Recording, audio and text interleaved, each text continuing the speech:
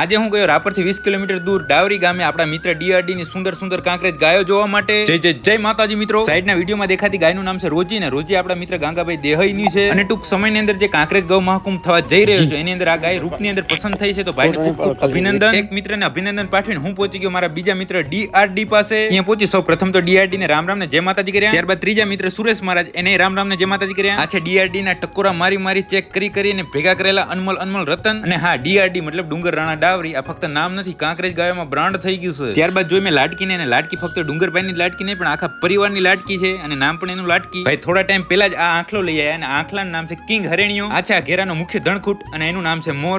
એ પાછો કિંગ. ગાયો બધી અત્યાર સુધી તરાવની પારે બેઠી હતી ને હવે વાડાની અંદર જવાનો સમય થઈ ગયો હતો. વાડા બાજુ જતી ગાયોનો નજારો કંઈક આવો હતો. સેમ સિંગ પેટર્ન, સેમ કોટિયા, બ્રાન્ડ. આ દ્રશ્ય જોઈને આપણે ઓટોમેટિક ખબર પડી જાય કે લાડકી તો લાડકી જ છે. હવે તમે જુઓ આ મોર ચાલતી ગાય ને આ ગાયનું નામ છે રાય ને આપણા ડુંગરભાઈની સૌથી પ્રિય ગાય. ગાયો તો બધી જ જોઈ લીધી હતી આપણે. હવે જોવા માટે આવી ગયા હતા એના વાસુડામાં જે ધોરા કલરનો વાસડો છે એ મોટો આંખલા મોરનું બચ્ચું છે. વાસુડાને જોઈને હવે અમે પહોંચી ગયા હતા ગાયોના વાડાની અંદર. અને આપણા ભાઈની લાડકી તો લાડકીઓ અહીંયા પણ પાસે જ ઊભી હતી ને ભાઈ એને ખંજવારતા હતા. ડીઆરડી ની ગાયો જોઈને હવે હું પહોંચી ગયો તો આપણી ગૌશાળે. આપણે ત્યાં રુદ્રભાઈ સાંજના ખાણ બનાવવાનું કામ કરતા હતા. પછી મેં ચેક કરી આપણી ગાય કોયલ ને. તો ભલે મિત્રો હવે આજનો આ દિવસ પૂરો, આ સુંદર મજાનો વ્લોગ પૂરો. તમે લાઈક, કોમેન્ટ, શેર કરવાનું ના ભૂલતા.